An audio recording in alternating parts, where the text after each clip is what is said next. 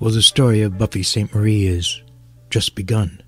But it struck me that in some ways she's a modern-day Grey Owl. Do you know the story of Grey Owl? He's an icon of Temagami. He's an icon of Canadian history. Richard Attenborough and Pierce Brosnan actually made a movie, which was never released. So here's a little story about Grey Owl. And I thank Jamie McIntyre, an outdoor enthusiast and passion for travel in the north, who wrote this article on April the 12th this year. He was born Archibald Stansfeld Belaney on September 18th, 1888. And he died on April 13th, 1938 in Canada in the West. He was then known as Grey Owl. Because Archie said he was the son of a Scottish father and an Apache mother. And truly, in 1906, the 17-year-old Belaney arrived in Temagami Station, fulfilling a dream to live in the Canadian wilderness among native people. And during the next 6 years, he let his hair grow, he learned to speak Ojibway, and became expert in the ways of the forest. By 1912, when he left Temagami for Biscotasing, people accepted him as a native trapper.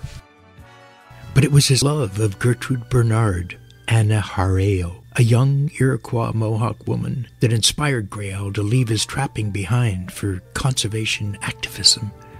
The relationship caused Grey Owl to think deeply about conservation, and he went on to write about his findings.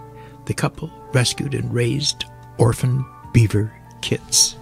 In the 1930s, Grey Owl was appointed to Riding Mountain and later to Prince Albert National Park to oversee a beaver conservation program. And there he built a cabin on the shores of Wakasu-Ajuan Lake. He wrote 4 books: Men of the Last Frontier, 1931, Pilgrims of the Wild, 1934, The Adventures of Sajo and Her Beaver People, 1935, and Tales of an Empty Cabin, 1936. And he made several films. He subsequently toured Britain and North America, becoming one of Canada's greatest conservationists and one of the foremost Canadian writers of his day. And after his death in 1938, the North Bay Nugget released their story on Grey Owl's true origin. Many were disillusioned to discover that he was in fact a full-blooded Englishman, not of Indian heritage as he had claimed. Nevertheless, he made an important contribution to the appreciation of nature, the protection of the beaver. His books remain classics and have been translated into many languages. Those who visit legendary northeastern Ontario will find that Temagami and its surrounding region still lie in the pristine beauty that Grey Owl so loved, and many still hold to the conservation practices that he spoke of and endorsed.